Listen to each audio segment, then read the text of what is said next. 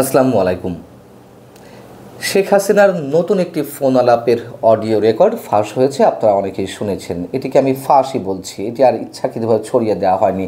এর আগের যতগুলো ফোন আলাপের অডিও রেকর্ড আমাদের হাতে এসেছে তার অধিকাংশই ইচ্ছাকৃতভাবে ছড়িয়ে দেওয়া হয়েছে। তার কারণ ওই ফোন আলাপগুলোতে তার দিক থেকে আওয়ামী লীগের নেতাকর্মীদের প্রতি এক ধরনের মেসেজ ছিল বিভিন্ন সময়। যেমন তিনি কখনো বলেছেন বাংলাদেশ ভারতের সীমান্তের কাছাকাছি তিনি অবস্থান করছেন, যে কোনো সময় চট করে দেশে ফিরে আসবেন। কখনো বলেছেন মার্কিন নির্বাচনের দিকে খেয়াল রাখতে আওয়ামী লীগের নেতাকর্মীদেরকে, ট্রাম্পের বিজয় হলে আওয়ামী লীগের পুনঃপ্রতিষ্ঠা হবে, আওয়ামী লীগ উজ্জীবিত হবে, তিনি আবার নতুন করে প্রধানমন্ত্রী হবেন, সরকার গঠন করবেন, ইত্যাদি ইত্যাদি। এতে করে নেতাকর্মীরা একটু হলেও উজ্জীবিত হবেন, সেই ধরনের একটি চেষ্টা তার পক্ষ থেকে ছিল। কিন্তু নতুন যে অডিও রেকর্ড আমাদের সামনে এলো, তার যে কথাগুলো, তাতে আমি নিশ্চিতভাবে বলছি আওয়ামী লীগের 90% নেতাকর্মী হয় হতাশ হয়েছেন, নতুবা কেউ কেউ হেসেছেনও। তিনি পুরোপুরি যে বদ্ধ উন্মাদ হয়ে উঠেছেন, মানসিক বিকারগ্রস্ত একজন মানুষে পরিণত হয়েছেন, সেটি একেবারে স্পষ্ট। আমি আওয়ামী লীগের নেতাকর্মীদের বেশ কয়েকজনের সঙ্গে কথা বলেছি, তাদের মানসিকতা বোঝার চেষ্টা করেছি। কেউ হেসেছেন, কেউ হতাশা ব্যক্ত করেছেন। তার কারণ আপনারা তো শুনেছেন অডিও রেকর্ডটি। তার মধ্যে তিনি কি বলেছেন? মার্কিন প্রেসিডেন্ট ডোনাল্ড ট্রাম্পের ছবি নিয়ে তিনি মিছিল করার নির্দেশনা দিয়েছেন গোপালগঞ্জে বা বিভিন্ন স্থানে, এবং কি বলেছেন? ট্রাম্পের ছবি নিয়ে আওয়ামী লীগের নেতাকর্মীরা মিছিল করলে যেহেতু স্বাভাবিকভাবে পুলিশ বাধা দেবে, অথবা আওয়ামী লীগের বিরোধী যারা রয়েছেন তারা হামলা করবেন, সেইগুলো আবার রেকর্ড করে ক্যামেরায় ছবি তুলে তার কাছে পাঠাতে বলেছেন। তিনি আবার সেগুলো ট্রাম্পের কাছে পৌঁছে দিবেন। ট্রাম্পের সঙ্গে তার নাকি যোগাযোগ রয়েছে, তিনি পৌঁছে দিবেন। যোগাযোগ থাকতেই পারে, এটি অস্বাভাবিক কিছু নয়।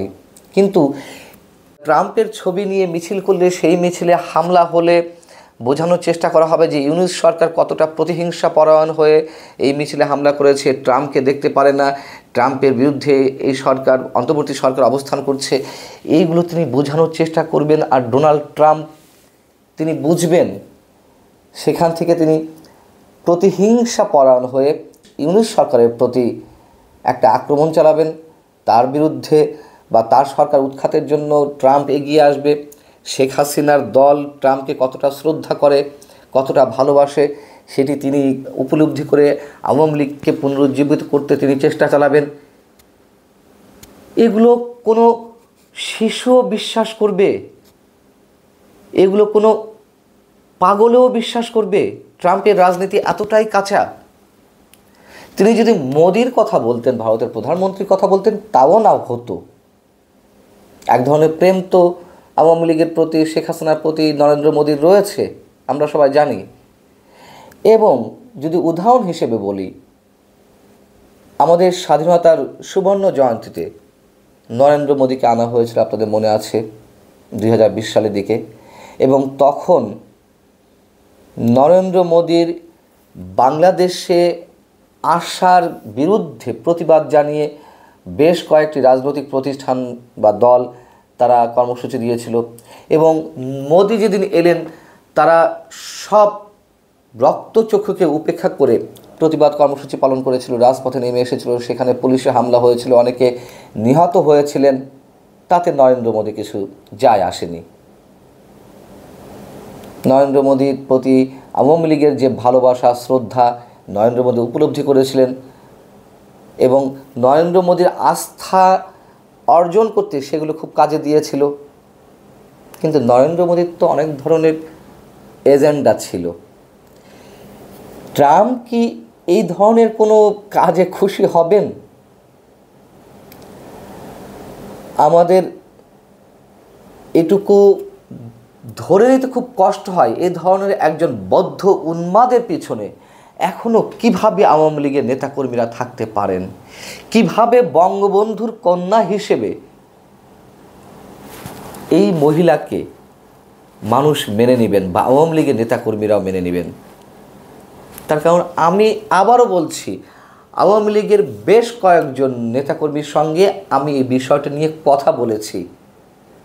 সিরিয়াসলি বলুন আর মজার জায়গা থেকে বলুন, আমি কথা বলেছি। তারা আসলে কি ভাবছে? তারা পুরোপুরি হতাশ অথবা হেসে উড়িয়ে দিয়েছে, এটি হচ্ছে বাস্তবতা। শেখ হাসিনা যে উন্মাদ একজন মানুষ বা অসুস্থ একজন মানুষ, এটি তো নতুন করে বলার কিছু নেই। তিনি যখন প্রধানমন্ত্রীর দায়িত্বে ছিলেন, তার যে বিভিন্ন ধরনের কথাবার্তা বিভিন্ন সময়ে বিভিন্ন সংবাদ সম্মেলনে, সেগুলো থেকেও তো খানিকটা উপলব্ধি আমরা করেছি। খালেদা জিয়া একজন সাবেক প্রধানমন্ত্রী, তার যে অসুস্থতা, তাকে বিদেশে নিয়ে যাওয়ার জন্য যে বিএনপির পক্ষ থেকে আবেদন, সেটিকে কেন্দ্র করে তিনি যুক্তরাষ্ট্র বসে একবার কি বলেছিলেন, তার তো বয়স হয়েছে 80-র কাছাকাছি, শুনি তো এই মরি, তার আবার এত চিকিৎসার কী প্রয়োজন? একজন প্রধানমন্ত্রী, রানিং একজন প্রধানমন্ত্রী, সাবেক কোনো প্রধানমন্ত্রীর বিরুদ্ধে বা তাকে নিয়ে এই ধরনের কোনো মন্তব্য করা সম্ভব? কোনো সুস্থ মানুষ একটি করতে পারে? কোনো শত্রু তো আর একজন শত্রু সম্পর্কে এই ধরনের মন্তব্য করতে পারেন না। তিনি সংসদে দাঁড়িয়ে তিনি সংবাদ সম্মেলনে কী সব মন্তব্য করেছেন, ডিম সিদ্ধ করে ফ্রিজ ভরে রাখতে বলেছেন, তিনি কাঁচামরিচ ভিজিয়ে শুকিয়ে রাখতে বলেছেন, তিনি পেঁয়াজ শুকিয়ে রাখতে বলেছেন, স্টোর করে রাখতে বলেছেন। কিভাবে এগুলো ভিজিয়ে শুকিয়ে রাখা যায় আমাদের বোধগম্যতার বাইরে। আমরা তো আর পাগল হইনি, এই জন্য আমাদের মাথায় এগুলো ঢোকে না। তিনি কুমড়ো দিয়ে বেগুনি বানাতে বলেছেন, কত ধরনের রেসিপি দিয়েছেন। এই তো শেখ হাসিনা। এবং এগুলো নিয়ে তো তখনও হাসাহাসি হয়েছে আওয়ামী লীগের নেতাকর্মীদের মধ্যেই। এমনিতে তিনি দেশ ছেড়ে পালিয়েছেন, তাতে করেই আওয়ামী লীগের নেতাকর্মীরা এখনও পর্যন্ত অনেকেই ক্ষোভ প্রকাশ করেন, অনেকে এখনও পর্যন্ত হতাশা ব্যক্ত করেন। তার উপরে তিনি গিয়ে যেখানে আওয়ামী লীগকে সুসংগঠিত করবেন একটা সুপরিকল্পনার মধ্য দিয়ে, তার এই যে বাজে বাজে মন্তব্য, হঠকারী মন্তব্য, একেবারে পাগলের মতো মন্তব্য, এতে করে আওয়ামী লীগের নেতাকর্মীরা তো এখন নতুন করে ভাবছে যে এই মহিলাকে রেখে আওয়ামী লীগ করা সম্ভব কিনা। তারা তো আরও বেশি পরিমাণ হতাশ হয়ে পড়ছেন। শুধু শেখ হাসিনা নন, তার ছেলে সজীব ওয়াজেদ জয় 5 আগস্টের পরে সকালে এক কথা বিকেলে এক কথা, কখনো বলেন যে তার মা দেশে মানুষকে ভালোবেসে ক্ষমতা ছাড়তে বাধ্য হয়েছেন, কখনো আবার বলেছেন যে না, তার মা বৈধ প্রধানমন্ত্রী। এক এক সময় এক এক গণমাধ্যমকে এক এক ধরনের সাক্ষাৎকার দিয়েছেন। শেষ পর্যায়ে আপনাদের একটা গুরুত্বপূর্ণ কথা মনে করিয়ে দিই।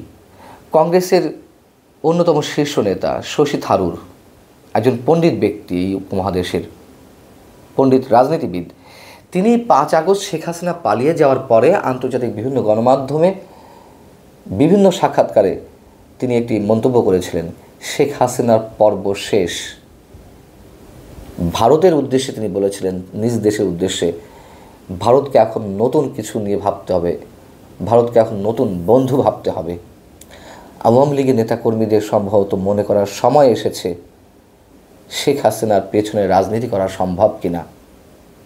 পাশাপাশি এটিও সত্য কথা, এখনও অনেক নেতাকর্মী আছেন যেটি স্বীকার করতেই হবে যে বঙ্গবন্ধু কন্যা হিসেবে তারা শেখ হাসিনা বলতে পাগল। এটিও বাস্তবতা। তবে তিনি যে পুরোপুরি একেবারে বদ্ধ পাগল হয়ে গেছেন, তার চিকিৎসার প্রয়োজন, এটুকু আমরা নিশ্চিতভাবে মনে করি। আল্লাহ হাফেজ, ভালো থাকুন সবাই।